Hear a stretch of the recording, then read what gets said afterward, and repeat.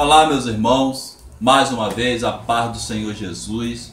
Estamos aqui para fazer mais um vídeo que vai fazer jus ao nome deste canal, Escavando Tesouros.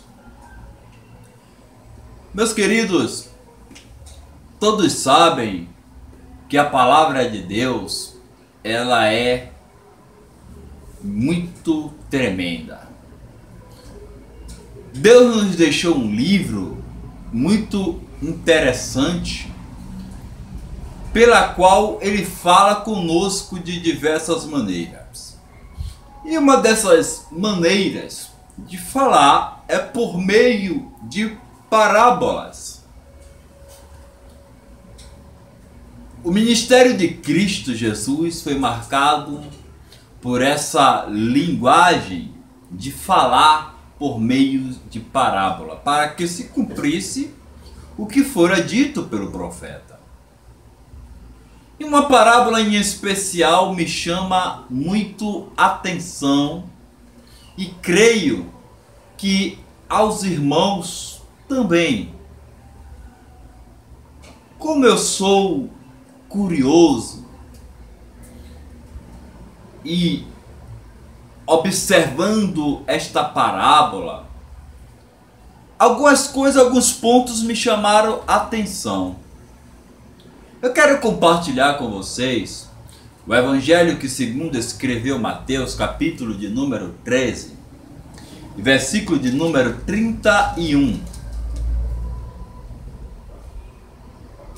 Jesus está aqui colocando uma parábola ao lado daquilo que seria a expansão do reino de Deus, as proporções que o reino de Deus haveria de tomar. E nós vamos analisar esse texto à luz da própria palavra de Deus. Vamos lá? Outra parábola lhe propôs, dizendo: o reino dos céus é semelhante a um grão de mostarda, que um homem, pegando dele, semeou no seu campo, a qual é realmente a menor de todas as sementes, mas crescendo é a maior das plantas, e faz-se uma árvore, de sorte que vêm as aves do céu e se aninham nos seus ramos. Nossa! Só que o grão de mostarda não é a menor das sementes. Você já observou o tamanho de uma planta de mostarda? Ela não tem mais de 50 centímetros de altura. Do que Cristo está falando nesta parábola? Para entendermos esta mensagem, nós precisamos retroceder ao Antigo Testamento, lançar mão da cultura e da tipologia bíblica para entendermos o que Cristo está passando nesta parábola. Vamos lá. O capítulo 4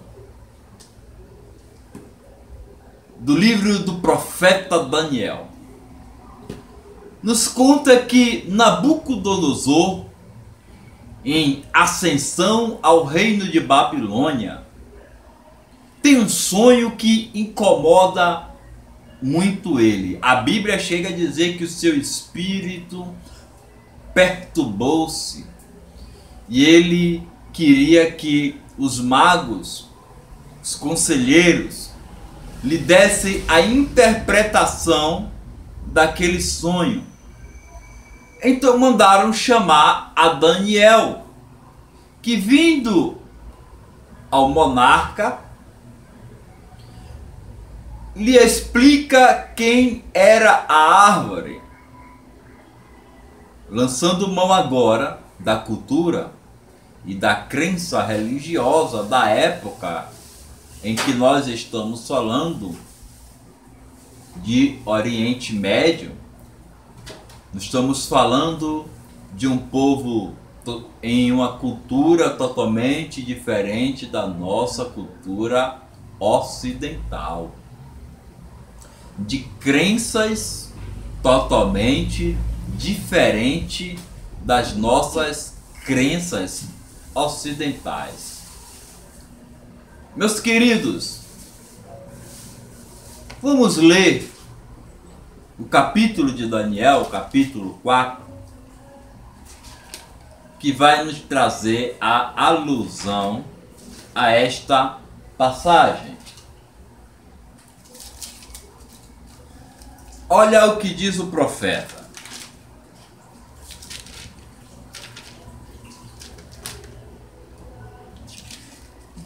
Daniel, diante do rei Nabucodonosor, diz assim para o rei que o império de Babilônia era a grande árvore a qual as aves do céu se aninhavam.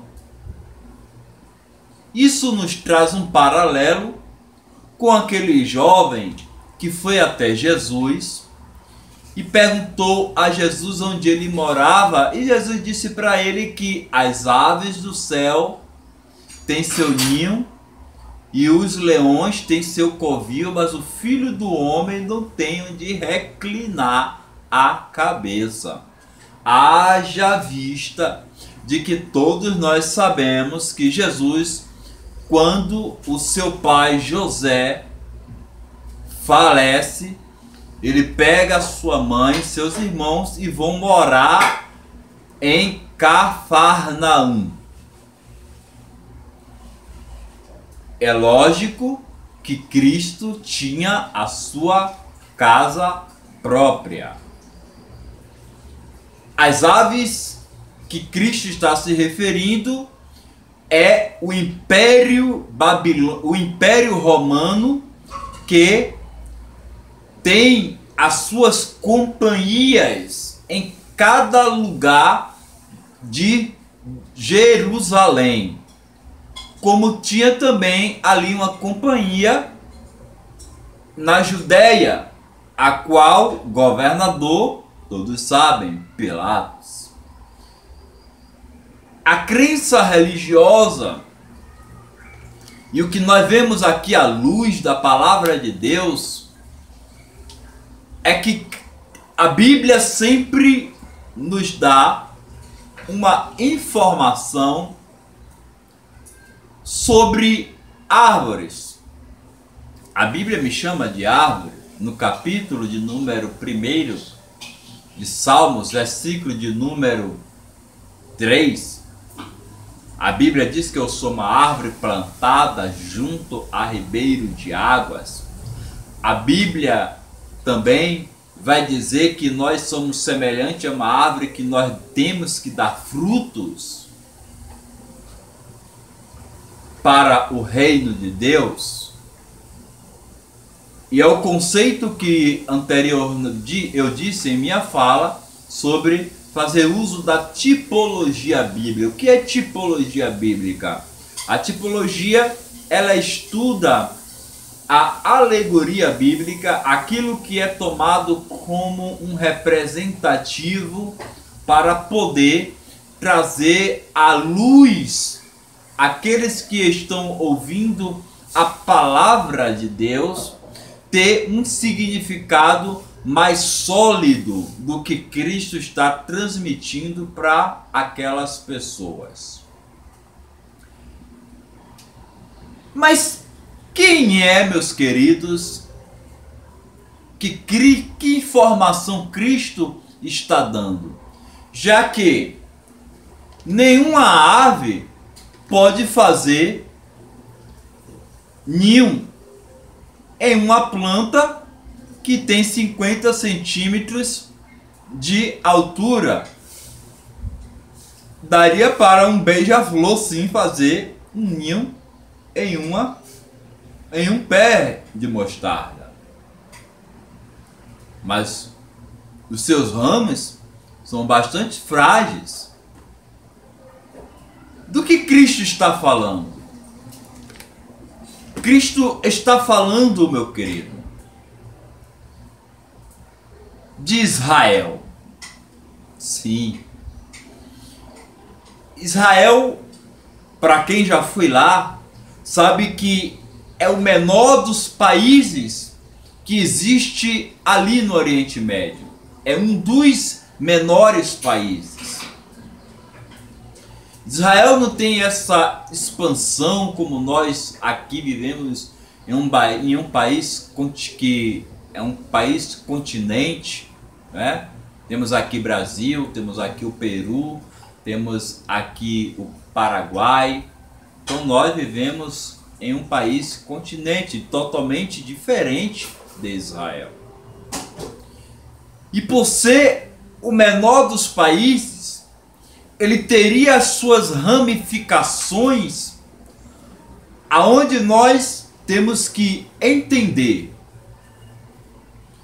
que é deles, os judeus. Jesus afirma isso para a mulher samaritana: a salvação vem dos judeus. No capítulo 9, nosso irmão Shaul, ou Saulo, ou Paulo, vai nos dizer que é deles, os israelitas, que nós devemos ser gratos pelo reino de Deus chegar até nós.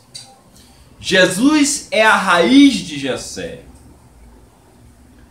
Por aí você já vê o conceito que Jesus está usando para dizer sobre o reino de Deus, para falar sobre o reino de Deus.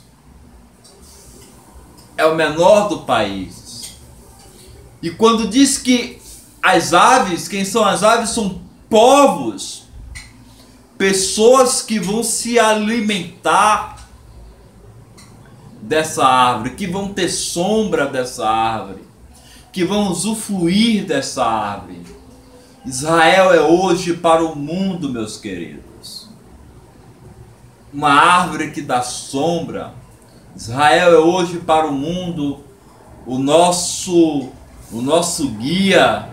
Jesus disse para estarmos atentos aos acontecimentos que acontecem em Israel. Nós cristãos tivemos uma construção religiosa bastante errada concernente a Israel. Muitos até acreditam que Deus tirou Israel do seu plano de salvação. Isso não é verdade. A Bíblia vai nos dizer que nós somos co-herdeiros com aqueles que são a raiz, com aqueles que foram antes de nós. Olha o que o apóstolo Paulo vai falar aqui na carta aos Efésios, que nos traz uma revelação tremenda daquilo que é o reino de Deus. O capítulo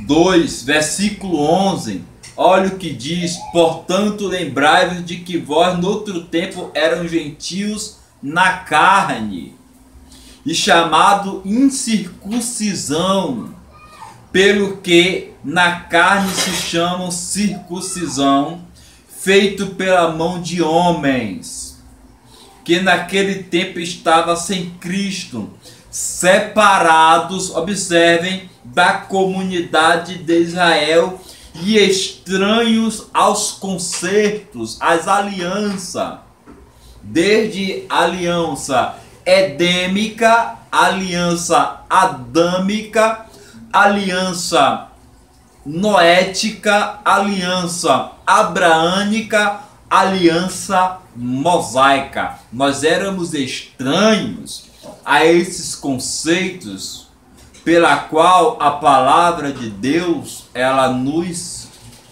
informa. E também nós éramos estranhos às promessas, não tendo esperança, e nós estávamos no mundo sem Deus. Mas olha o que a Bíblia diz, é a Bíblia que diz. A Bíblia é manual de regra e de instruções. Não podemos esquecer de que é aqui na palavra que nós temos conceito daquilo que em nós foi construído.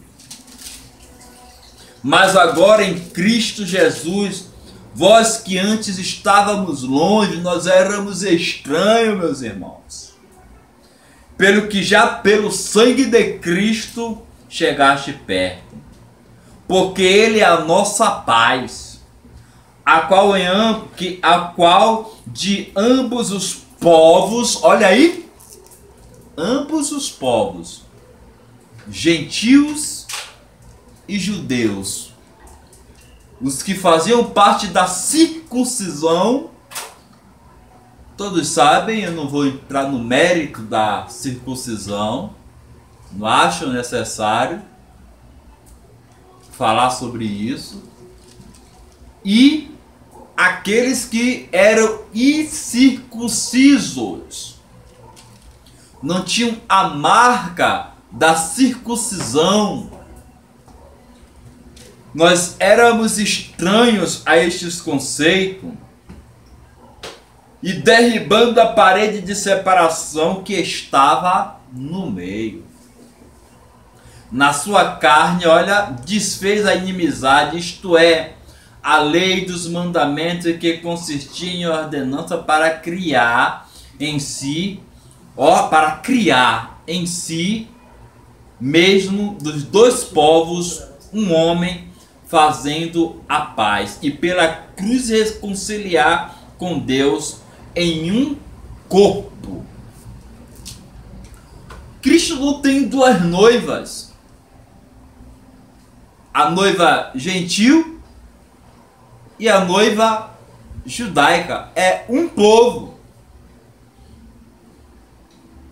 Quando nós fazemos parte daquilo que nós chamamos de ceia do Senhor, não vou usar o termo Santa Ceia, porque seria um termo católico, mas quero usar o termo Santa Ceia, memorial, aonde nós, no nossos ajuntamentos, conforme Paulo explica no capítulo 11 de primeira carta aos Coríntios, sobre o ajuntamento da ceia e o memorial, o significado do ajuntamento que nós fazemos de Santa Ceia.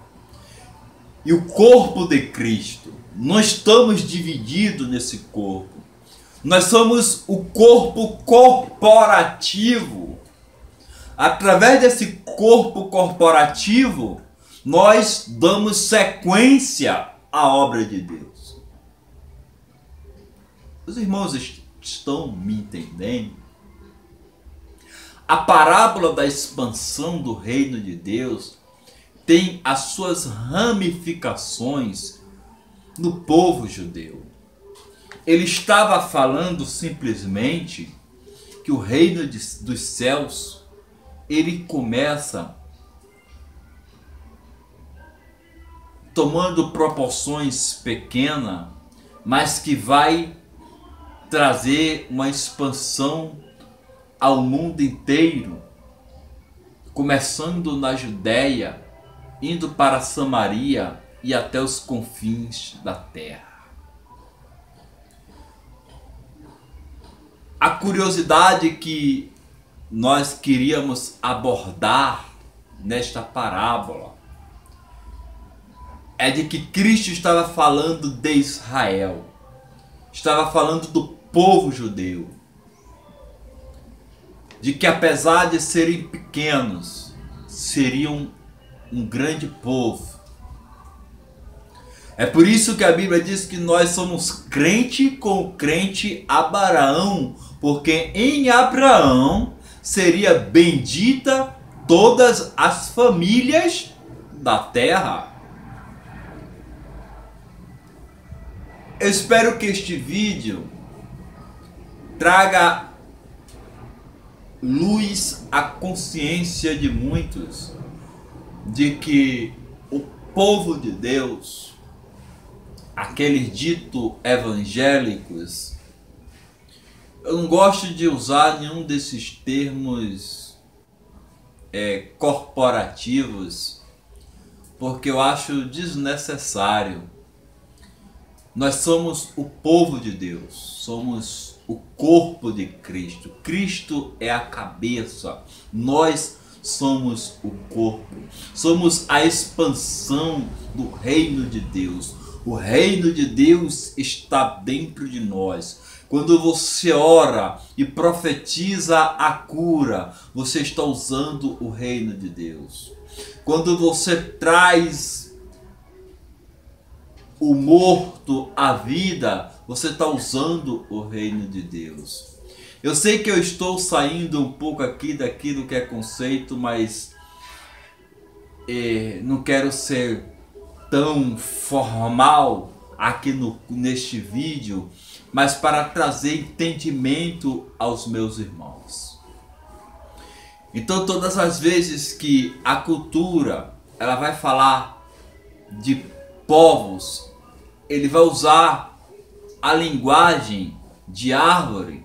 Quando ele vai usar a linguagem de animais do campo, aqueles que viviam ao redor.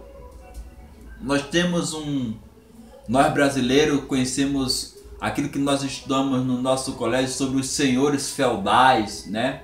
Onde eles viviam protegidos, e do lado de fora eles que nós podemos usar aqui a linguagem de animais do campo, aqueles que viviam no campo. Está apenas usando o termo de racional, usar apenas os instintos primários do homem. É por isso que a Bíblia diz que muitas das vezes nós agimos como animais irracionais, mas usando apenas aquilo que é de nosso intelecto, aquilo que é de nós natural. Mas nós não podemos usar os nossos instintos apenas, mas o Espírito de Deus que está em nossa vida, que transforma o homem, é que deve agir no homem. Espero ser bem claro neste vídeo. Espero que você traga aí, deixe o seu comentário, deixe o seu joinha, e nós estaremos aqui trazendo outros vídeos para os irmãos. Próximo vídeo, vamos trazer aqui a mensagem do apóstolo Paulo no Areópago. O que significava, o que estava por trás daquela inscrição ao Deus desconhecido. Que Deus abençoe a cada um dos irmãos, em nome do Senhor Jesus Cristo. Até o próximo vídeo.